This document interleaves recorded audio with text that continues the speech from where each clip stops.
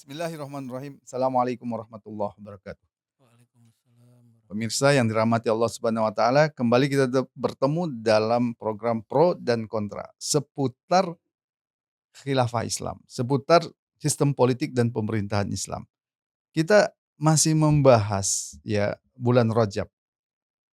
Ada peristiwa besar di sana, Isra wa Mi'raj. Sebelumnya kita sudah membahas tentang aspek spiritualnya, yaitu antara lain adalah sholat. Kita akan melanjutkan pembahasan kita aspek atau dimensi politik dari Isra wa Mi'raj ini. Untuk itu kita akan mendiskusikan hal ini dengan Ustadz Siddiq Aljawi. Assalamualaikum Ustadz. Waalaikumsalam warahmatullahi wabarakatuh. Ya, sesi pertama kita sudah membahas dimensi sholat terutama ya Ustadz. Ya, Kalau dimensi politiknya itu apa itu Isra wa Mi'raj ini Ustadz? jadi dimensi politik peristiwa Isra Mi'raj itu adalah isyarat kepemimpinan untuk umat Islam. Yang artinya umat Islam itu akan menjadi pemimpin umat-umat yang lain. Umat Hmm, Yahudi, umat Nasrani, dan seterusnya. Maka umat-umat itu nanti akan di bawah kepemimpinan umat Islam. hmm, Nah, itulah isyarat politik dari peristiwa Isra dan Mi'raj ya, hmm. sebagaimana yang dijelaskan oleh Profesor Dr. Rawas Kol Ahji dalam kitabnya Qiraah Siyasiyah Lisirah An-Nabawiyah. Jadi itu Ustaz, kepemimpinan umat Islam. Ya, Itu. apa yang menunjukkan hal itu bahwa Isra wa Mi'raj ini ada, penunjukan atau isyarat lah gitu ya, itu Mhm. menunjukkan kepemimpinan umat Islam? Itu ditunjukkan oleh peristiwa ketika Rasulullah melakukan perjalanan Isra dari Masjidil Haram ke Masjidil Aqsa. Nah, di Masjidil Aqsa itu Nabi menjadi imam sholat Mmm, berjamaah, di mana makmumnya itu adalah para nabi. Dan terutama di antara para nabi itu adalah Nabi Musa alaihissalam dan Nabi Isa alaihissalam yang umatnya, orang-orang Yahudi, orang-orang Nasrani pada waktu itu sedang memegang kepemimpinan dunia pada saat itu. mhm, Contohnya misalnya di saat Rasulullah hidup, pada waktu terjadi peristiwa itu, kan itu, kerajaan Romawi yang Romawi Kristen ya mmm, pada saat Nabi hidup itu sedang menjadi satu imperium yang besar di situ. Nah, jadi dengan adanya Rasulullah itu menjadi imam sholat, mhm. di belakangnya adalah para nabi yang menjadi makmumnya, berarti ini adalah isyarat bahwa kepemimpinan dunia ini sudah tidak lagi layak dipegang oleh orang-orang Yahudi atau orang-orang Nasrani, tapi sudah seharusnya umat Islam itulah yang memimpin seluruh umat di dunia. Apakah itu pernah terwujud? Nah, ternyata alhamdulillah itu pernah terwujud. Mmm, Ada 2 perwujudan dari isyarat itu. Yang pertama adalah ketika peristiwa hijrah, Rasulullah dari Mekah ke Madinah tahun 622 Masehi. Nah, di situ yang terjadi adalah Rasulullah itu tidak hanya berfungsi sebagai nabi, tapi di Madinah itu Rasulullah itu juga menjadi pemimpin. Nah, ini sudah pernah kita bahas ya di pemimpin politik ya, pemimpin atau politik kalau dalam sebelumnya, istilah sekarang kepala negara kepala begitulah. negara. Nah, pada saat Rasulullah itu di Madinah, ya setelah peristiwa hijrah, di antara rakyatnya itu tidak hanya muslim, dari golongan Mmm, Ansor, golongan Muhajirin ya, tapi ada orang-orang Yahudi. ada juga Nasrani? Nasrani kemudian Oh belakang belakangan. mungkin. Tapi akhirnya ketika Rasulullah menjadi pemimpin atau kepala negara di Madinah itu, rakyatnya itu akhirnya ya ada yang Yahudi, ada yang Nasrani. Nah, ini Kan ada perlu. juga yang datang kepada Rasulullah ingin, menjadi bagian dari, apa namanya, negara Islam itu dari kelompok Nasrani, ada juga yang datang ya? Ada, ya dari golongan Nasrani dari Najran namanya. Najran ya? Najran itu satu daerah di Yaman. Mhm, Itu agak belakangan. Yang belakangan. awal-awal itu memang, golongan-golongan Yahudi Mhm, awalnya, Kristen belum ada. mhm. Tapi di kelak kemudian hari, tidak hanya orang Yahudi, tapi orang Nasrani juga menjadi bagian dari rakyat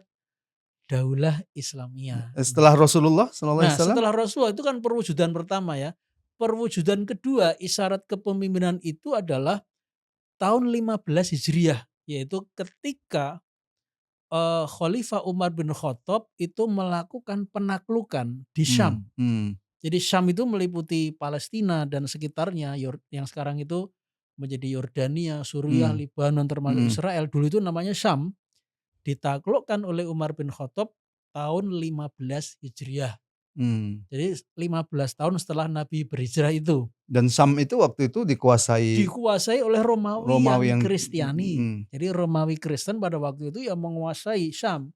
Nah, dengan adanya penaklukan itu, kemudian kan termasuk, apa namanya, kota Al-Quds atau Yerusalem sekarang, mmm, itu kunci pintu gerbangnya itu diserahkan oleh Sophronius pada waktu itu, pemimpin, di daerah, Yerusalem pada waktu itu, kuncinya itu diserahkan kepada Umar bin Khattab. mmm, Nah, jadi disitulah perwujudan dari isyarat kepemimpinan umat itu ya terwujud, karena di saat itu yang ada di Syam itu tidak hanya orang-orang Kristen ya, mhm, tapi juga ada orang-orang Yahudi juga, tapi kemudian semuanya di bawah kepemimpinan umat Islam, yaitu mmm. Khalifah Umar bin Khattab. Nah, Iya, demikian. tentu kepemimpinan umat Islam itu bukan tanpa syarat ya, Iya. bukan tanpa syarat. Artinya tentu ada, syarat-syarat yang dipenuhi oleh umat pada waktu itu ya. Apa, syarat-syarat kepemimpinan umat Islam sehingga umat Islam itu memang bisa menjadi pemimpin umat manusia?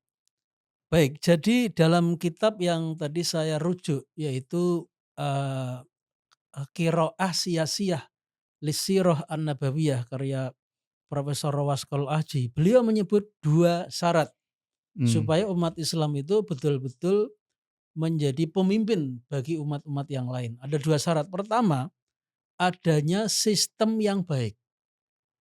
Yang kedua, adanya pemimpin yang amanah atau pemimpin yang mmm, baik juga. Nah, 2 persyaratan ini beliau menerangkan secara lebih detail adanya sistem yang baik. Itu artinya adalah, ya sistem yang dibawa oleh Rasulullah Shallallahu Alaihi Wasallam, mmm, yang diantaranya ya kemudian diterapkan oleh Khalifah Umar bin Khattab. Nah, apa itu sistem itu? Intinya itu adalah sistem kehidupan berdasarkan syariat Islam yang mmm, mengatur semua aspek kehidupan tidak dengan aturan yang lain kecuali syariah. Nah, inilah sistem yang baik ya. mmm, Dan ini tidak ada yang lebih baik daripada syariah Islam. Dalam surat Al-Maidah ayat 50 Allah Subhanahu wa taala mengatakan, afa hukmal jahiliyati yabghun wa man ahsanu minallahi hukman liqaumi yuqinun. Apakah hukum jahiliyah, hukum selain Islam yang mereka kehendaki?